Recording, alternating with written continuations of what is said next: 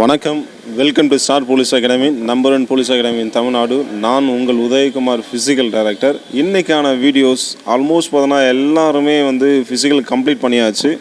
Complete பண்ண stage பார்த்தோன்னா minimum 4 to 5 days தான் இருக்குது.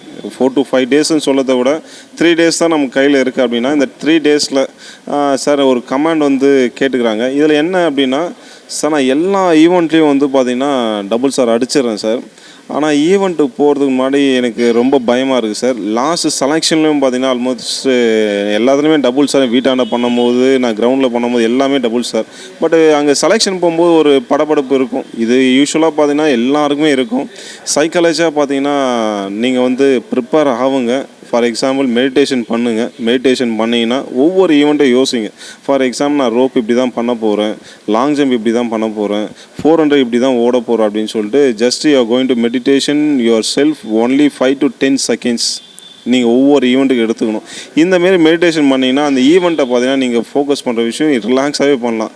ஒரு கான்செப்ட் சொல்லலாம், போர் போகிறதுக்கு முன்னாடி நான் தோற்றுருவேன் அப்படின்னு சொல்கிற கான்செப்ட் தான். போர் படைபலத்தை பார்த்துப்பா நம்மக்கிட்ட அவ்வளோ படைபலம் இருக்குது, அவங்கக்கிட்ட பார்த்தோன்னா நம்மளை விட டபுள் மடங்கு படைபலம் இருக்குது அப்படின்னு சொல்கிற கான்செப்ட் தான். நம்மளை படைபலத்தை பார்த்து பயப்படக்கூடாது. நம்ம என்ன ப்ரிப்பரேஷன் பண்ணிக்கிறோமோ அந்த கான்செப்டில் நீங்கள் அப்ளிகேபிள் பண்ணிங்கன்னா எந்த வித பயமும் இருக்காது. யாரை பார்த்து நம்ம கற்றுக்கணும்னு தேவையில்லை. நீங்கள் என்ன கிரவுண்டில் ப்ரிப்பரேஷன் பண்ணிங்களோ அந்த கான்செப்டில் போய் நீங்கள் பண்ணாலே போதும். பயப்பட தேவையில்லை. நீங்கள் பயந்தீங்கன்னா ஆல்மோஸ்ட் ஒரு 5 to 10 ஸ்டெப்ஸ் பின்னாடி போகிறீங்க கான்செப்ட் தான். அதனால் எக்காரதும் பயப்படாதீங்க. பயப்படுறதுனால உங்களுக்கு டபுள் ஸ்டார் 4 ஸ்டார் ஆகிடுமா அப்படின்னு தான் என்னுடைய கொஸ்டின். அதில் பயப்படுறதுனால என்ன விளைவு அப்படின்னு சொல்லி யோசிச்சு பாருங்கள். பயப்படாதனால என்ன விளைவு? ரிலாக்ஸாக போனால் ஈவெண்ட்டை கம்ப்ளீட் பண்ணலாம். பயப்படுறதுனால கண்டிப்பாக ஈவெண்ட்டில் ஏதோ ஒரு மிஸ்டேக் ஆகும். ஆல்மோஸ்ட் ஃபிசிக்கலை பொறுத்த வரைக்கும் எல்லாருமே இங்கே டபுள் ஸ்டார் அடிப்பீங்க. அங்கே போயிட்டு டபுள் ஸ்டார் அடிப்பீங்க அப்படின்னா ஒரு கொஸ்டின் மார்க் தான். ஏன் இந்த கொஸ்டின் மார்க்னால், அங்கே போய் படபடப்பும் பயமும் மற்றவன் இப்படி பண்ணிட்டானே நான் இப்படி பண்ணுவோனா அப்படின்னு சொல்லிட்டு கம்பேரிங் யுவர் செல்ஃப் அப்படின்னு சொல்லிட்டு கான்செப்ட் பண்ணுவீங்க. பட் சில பேர் பயப்படவே மாட்டாங்க. ஆனால் இங்கே சிங்கிள் ஸ்டார் தான் சார், டபுள் ஸ்டார் கொஞ்சம் பண்ணும் டச் பண்ணால் டபுள் ஸ்டார் வந்துடும் சார் அந்த கான்செப்டில் இருப்பான். அங்கே போய் ரிலாக்ஸாக பண்ணுவாங்க. ரிலாக்ஸாக போனால் டபுள் ஸ்டார் அடித்து ஈஸியாக வந்துடுவாங்க.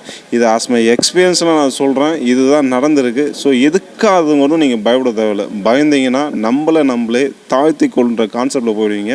ஸோ பயப்பட தேவையில்லை. இருக்கிற மினிமம் டேஸில் மெடிடேஷன் பண்ணுங்கள். Breath in breathe out, pranayama அப்படின்னு சொல்லிட்டு நம்ம மெடிடேஷன் ஒண்டி பண்ணுங்கள். இது பண்ணாலே போதும். நீங்கள் பயப்பட தேவையில்லை. All the best. தேங்க்யூ.